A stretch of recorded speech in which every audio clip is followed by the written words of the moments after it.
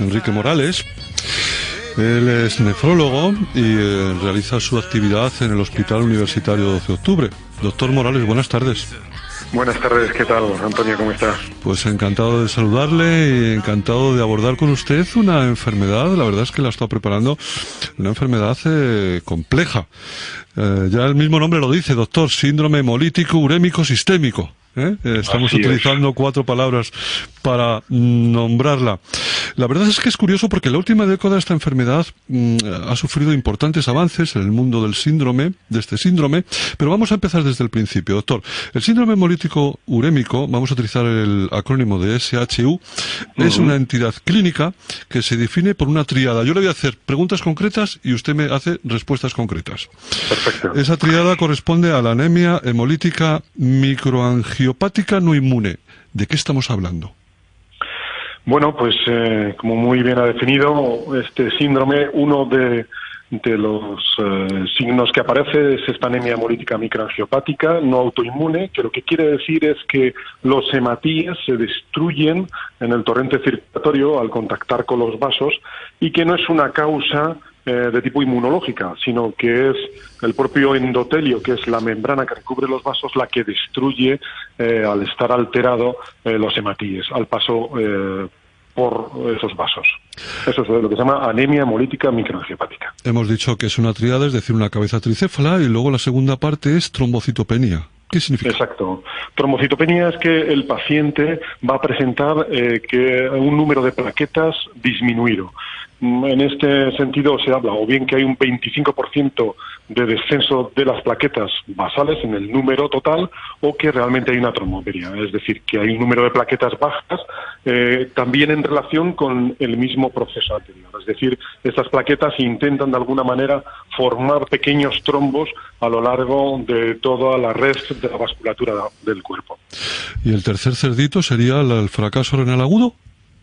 Esa es una de las manifestaciones clínicas características, aunque es una enfermedad sistémica, como antes hemos estado comentando, y puede afectar a cualquier órgano. Pero uno de los órganos diana es fracaso renal agudo, es decir, pérdida de función del riñón.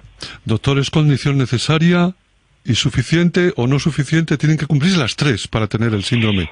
No es así, o sea, esto es lo que definiría este cuadro, pero hay un porcentaje de pacientes que pueden no presentar alguno de estos síntomas. Por ejemplo, hay ya series de pacientes que pueden no presentar trombocitopenia, es decir, el número de plaquetas baja, y sigue siendo un hemolítico urémico. O sea que no siempre, eso sería lo ideal, que aparecieran esa tríada característica, pero hay un porcentaje de pacientes que no aparece con los 3 signos. Las lesiones histológicas de este síndrome se caracterizan por la aparición de lo que ustedes llaman MAT, que es la microangiopatía trombótica sistémica. Vamos a hablar bastante del MAT, que afecta concretamente, doctor, ¿a qué y a qué tipo de infección? Bueno, la microangiopatía trombótica es el cuadro histológico, es lo que veríamos si hacemos una biopsia del tejido renal, en este caso, podríamos ver cómo se forman pequeños trombos en las luces de los vasos. Esos vasos están obstruidos por esos trombos y eso es la característica, entre otras, además de afectarse fundamentalmente todo lo que es la pared del vaso, podríamos verlo. En el tema de infección que me estaba comentando, efectivamente hay un síndrome hemolítico urémico que está relacionado con los procesos infecciosos, en concreto con lo que se llama la cigatoxina, o una toxina que determinadas bacterias, en este caso el Escherichia coli, es una bacteria que puede estar presente en alimentos contaminados, es la que va a desencadenar todo este proceso de la microangiopatía trombótica. Es el origen. Es decir, que el origen de esta enfermedad siempre es alimenticio. No. Estamos hablando de 2 entidades distintas.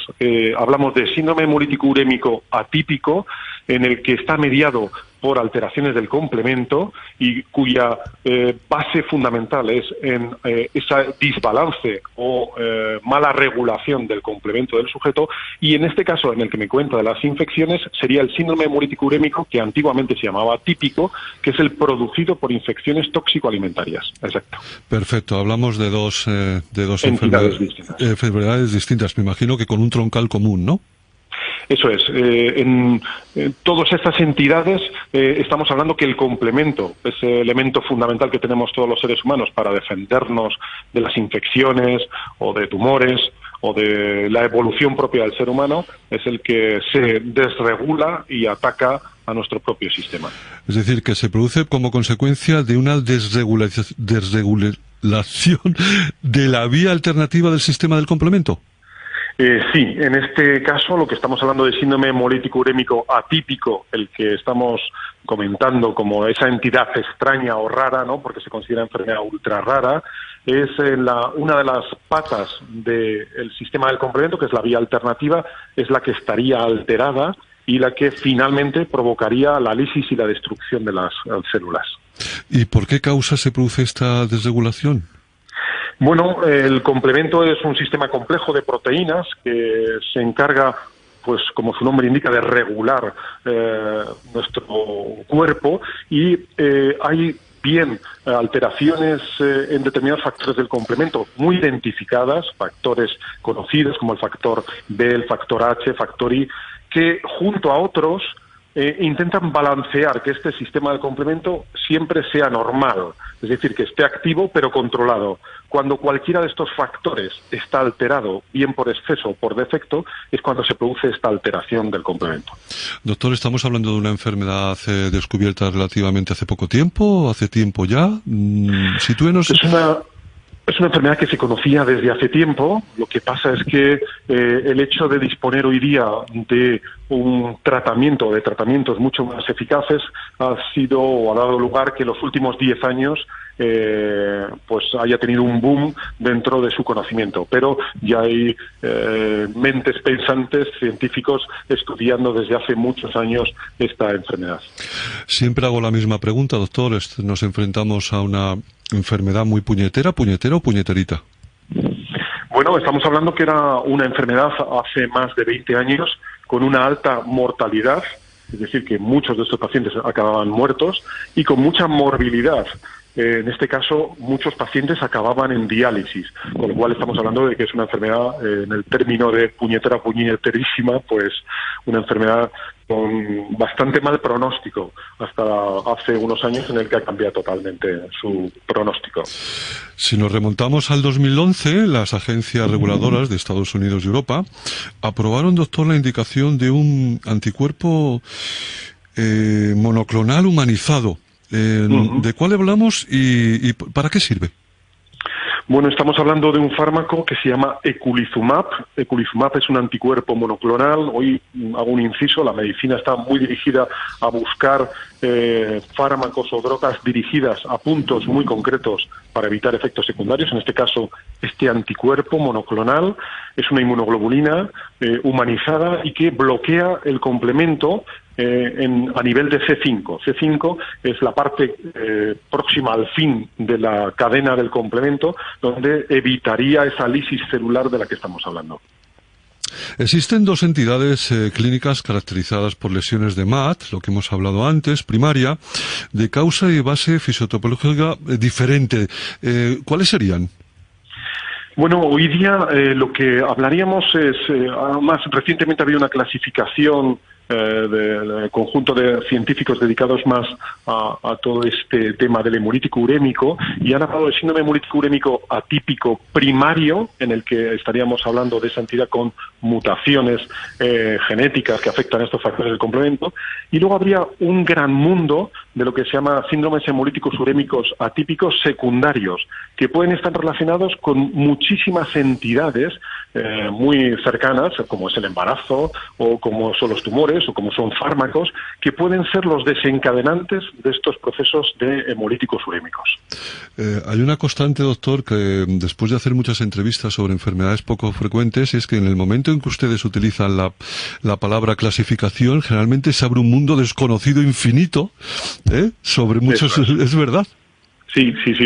Además, nosotros hemos tenido un gran problema de nomenclatura de esta entidad porque, bueno, se le ha ido dando muchos nombres a lo largo de estos años y cada vez van apareciendo más entidades más situaciones clínicas que estamos viviendo diariamente y que pueden ser realmente que debajo de esas entidades esté alguna alteración del complemento o simplemente el complemento se descontrole, por llamarlo de alguna manera, y provoque estas enfermedades. O sea que cada vez el abanico es muy amplio.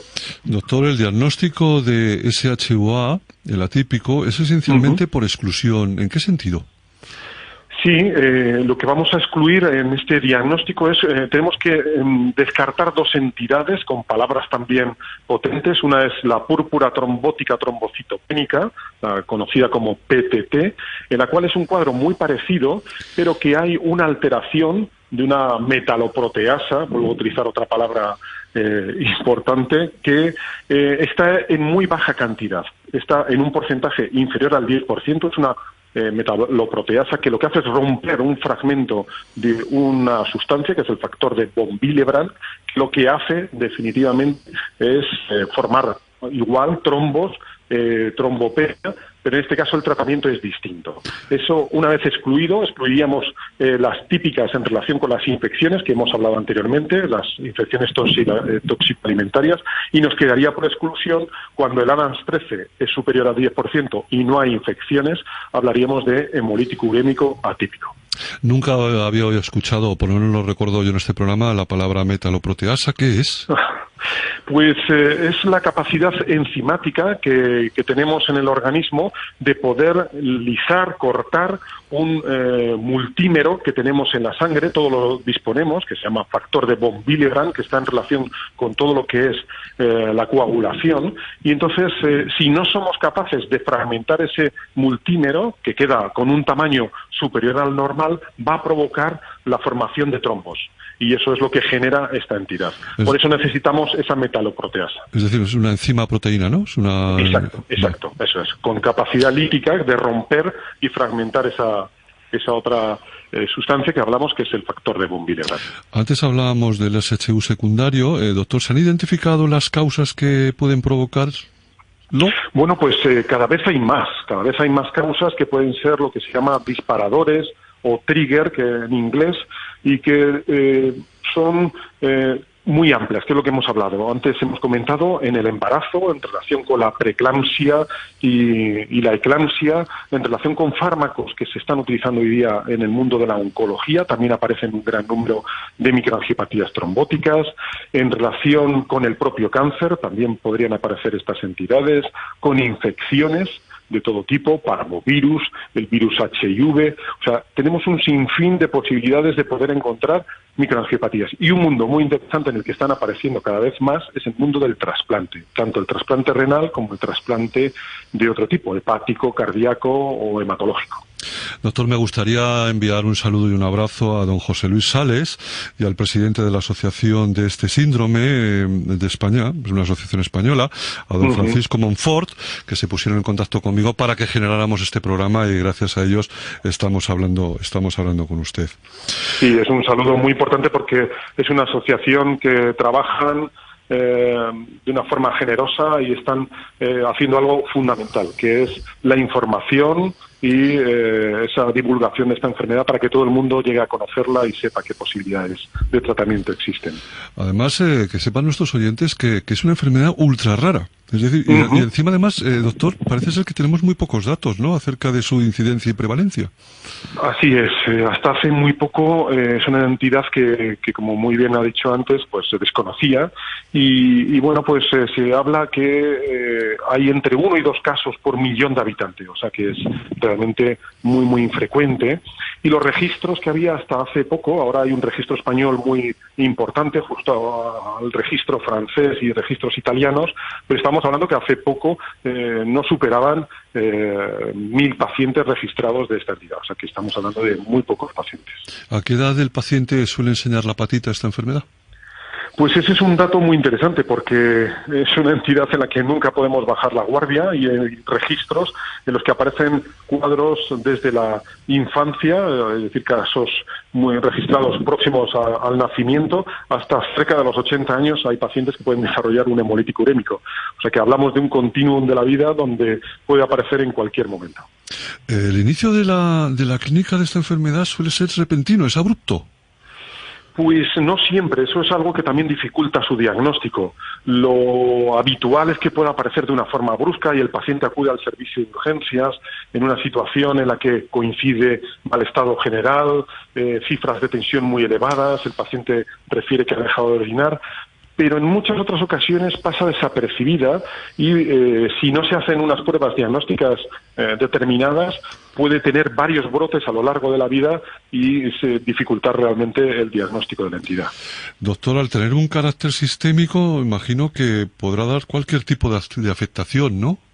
Efectivamente, no solo es el riñón, como es el órgano que estábamos hablando anteriormente, puede dar lugar a afectación neurológica y dar lugar incluso a ictus, patología cardíaca con problemas de enfermedad coronaria, digestivos, vasculares, etcétera. Es un sinfín de posibilidades sistémicas y de afectación de cualquier parte del órgano. ¿Es sexista? Pues en principio no, puede afectar a ambos sexos de una forma por igual y bueno, pues no hay, sí que en determinadas situaciones, como puede ser, como antes hemos hablado, el embarazo, pues es propio del ambiente femenino, pero el resto de las entidades puede aparecer por igual en hombres y mujeres. Doctor, debido a la evolución, su evolución rápida y a la gravedad y severidad de la MAT, de lo que hablábamos, que era, dígalo usted con su terminología maravillosa. ¿Qué significaba MAT? MAT, microangiopatía trombótica. Es que suena mejor en usted que en mí. ¿Es necesario establecer algún tipo de diagnóstico diferencial? Pues sí, la verdad es que cuando hablamos siempre en reuniones acerca de esta entidad, insistimos en un diagnóstico rápido y sobre todo porque pueden aparecer estos cuadros coincidiendo con situaciones en las que hay que hacer diagnósticos diferenciales relativamente rápidos, porque cuanto más precoces seamos en el diagnóstico y en el tratamiento, mejor va a ser la evolución final del paciente. Entonces, por eso es importante hacer diagnósticos diferenciales con otros procesos como coagulación intravascular diseminada o otra serie de entidades que podemos hacer diagnósticos diferenciales. ¿Y es complicado el detectar, el diagnosticar? Yo creo que todas estas entidades son complejas, pero es necesario tener un ojo distinto, es decir, pensar en que existen. El problema es que en muchas ocasiones pasan por delante de nosotros y pensamos que es algo distinto y es necesario, como yo creo que ocurre en todo lo raro o relativamente raro, es necesario tener una visión de que cae la posibilidad de que se trate de una microangiopatía trombótica o un hemolítico urémico, con lo cual es una entidad que debemos diagnosticar cuando lo veamos delante de un paciente. El tratamiento debe contemplar dos estrategias distintas, doctor. Por una parte, aquellas medidas terapéuticas, ¿no?, de soporte encaminadas a controlar las consecuencias de la patología. ¿Qué consecuencias? Bueno, estamos hablando que un tratamiento de soporte está encaminado a los síntomas iniciales del paciente. Si es hipertenso, hay que controlar su presión arterial. Si el paciente deja de tener función renal, hay que someterle a un tratamiento sustitutivo con diálisis. Si el paciente tiene una anemia muy severa que compromete la vida del sujeto, pues habrá que hacer una transfusión.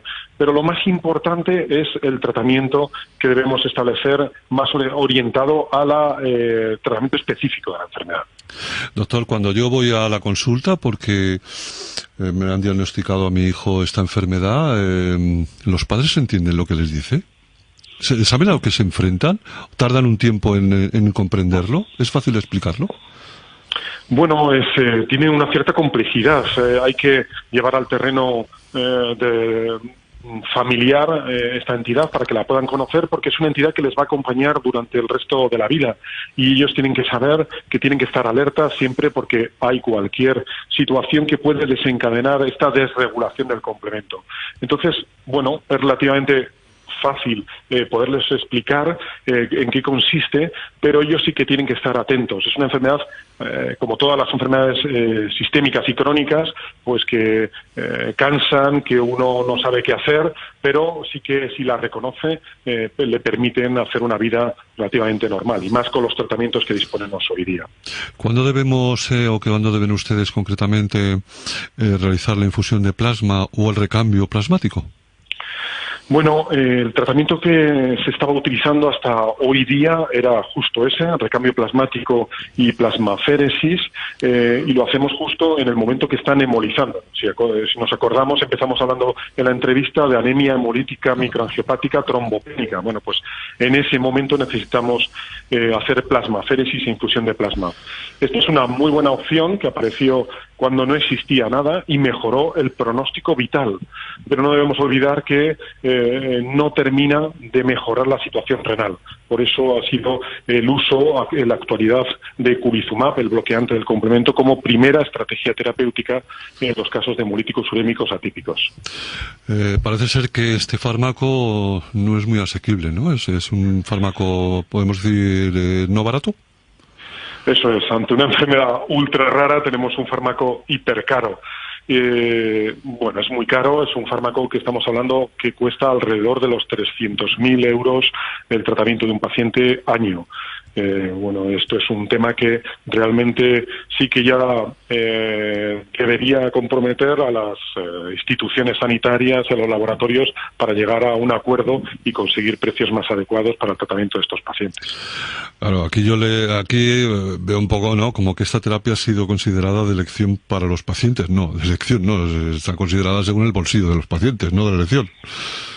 Así es. Bueno, claro. Sabemos que nuestro sistema sanitario es limitado y tenemos que buscar realmente soluciones para este tema, porque realmente la eficacia de este tratamiento es total y el cambio drástico que ha hecho en el rumbo de la enfermedad también lo es. O sea que... Le agradezco en el documento que me ha enviado usted que la primera frase, para que lo sepan los oyentes, doctor, me dice: en la última década han aparecido importantes avances en el mundo del síndrome hemolítico urémico. Y la verdad es que cuando empiezas a leer el documento leyendo esa primera frase, pues te da buen rollo seguir leyendo, ¿no? Porque en el fondo tenemos un futuro halagüeño. Exacto, yo creo que bueno, con este tipo de enfermedades está abriendo horizontes muy interesantes en muchas enfermedades. Estamos hablando de que solo estamos centrándonos en este caso en el riñón o otras de enfermedades, pero estamos hablando que el complemento está implicado en muchos otros enfermedades, como enfermedades oculares, como también es en el cáncer, en enfermedades intestinales, etcétera. Con lo cual, todo el mundo de la investigación dedicado a buscar posibles bloqueantes del complemento va a ser un mundo apasionante en los próximos años, perdón. Doctor. ¿Sí? Sí, no, es que ha habido un pitido aquí y no sabía si lo había perdido. Sí. Bueno, pues decirle que una vez más, la verdad es que lo del Hospital 12 de Octubre es una pasada, ¿eh? Han pasado muchos profesionales como ustedes por el programa y da una confianza y una seguridad a acudir. Bueno, la verdad es que acudir a cualquier hospital madrileño, ¿eh? Qué gran suerte tenemos y muchísimas gracias por su dedicación y su profesionalización. Es maravilloso. Muchísimas gracias a ustedes por darme la oportunidad de explicar algo acerca de este síndrome. Agradecer también profundamente a la Asociación de Enfermos del Síndrome Hemolítico Urémico, y yo creo que tenemos que apostar clarísimamente por una de las mejores sanidades mundiales que existen, que es la española. Pues doctor, nos vamos a ir con una canción de Robert Downey Jr. que cantó ni más ni menos que con Sting, y es un verdadero temazo, de una película que se llama Driving to Tears. Un abrazo muy fuerte. Buenas tardes. Un abrazo. Gracias.